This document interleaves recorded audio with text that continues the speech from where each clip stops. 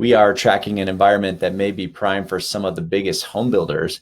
And we entered into a pocket of market balance this past week that we haven't seen in quite some time. So is that a moment in time, or is it a signal of change? We're going to unpack that in today's market report. As always, thanks for taking a few minutes to join us for our weekly market report, where we share our real-time insights into our local housing market. Let's dive in. First up, we want to start the conversation off today with looking at new construction. So here's a quote from the CEO of one of the nation's largest public home builders. All the large public home builders, many of them who operate in our local market, own their own mortgage companies. And in a higher interest rate environment like we're in, that is making affordability a big challenge and keeping demand at bay. The home builders are seizing on that opportunity by offering incentives to buy down the interest rate to very attractive levels to current buyers. So on a local level, our land company works very closely with the national builders, and we know that they are actively looking to develop more communities as they see low inventory, higher interest rate environment as a major opportunity.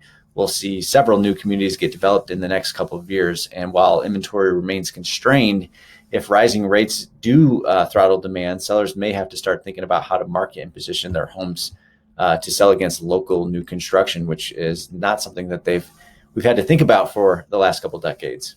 So let's jump into the data now. Here's new listings for the 4 counties we track.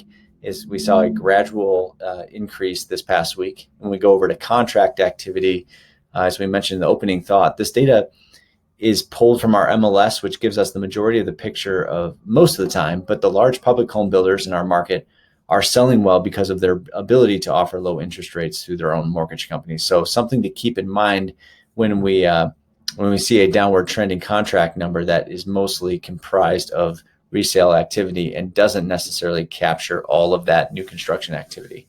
Here's a showing report. We love this graph because it's such a strong leading indicator. Traffic remained fairly strong year over year, even with less inventory. So this tells us that while the active buyer pool that's contracting is shrinking week over week, there does appear to be some latent demand out there. And those buyers may just be waiting on for the right inventory to pop up, or they could be just keeping one foot in the market and hoping for some changes in the dynamics.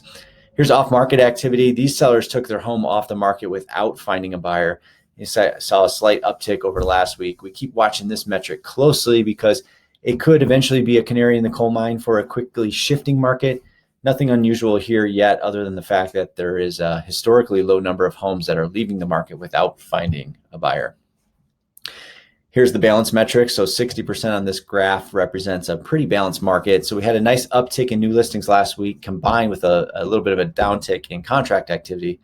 So similar to this time last year, we were kind of in this small pocket of kind of a pretty well-balanced market.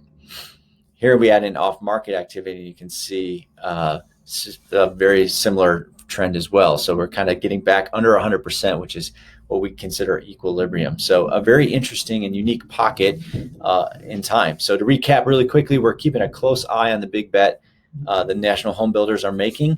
And could they flourish by solving the current buyer pool's biggest challenges of high rates and lack of inventory? Plus, this is a bit better market balance that we saw this past week. Is that a trend? That's what we're going to be paying close attention to in the weeks ahead to try and figure that out for you.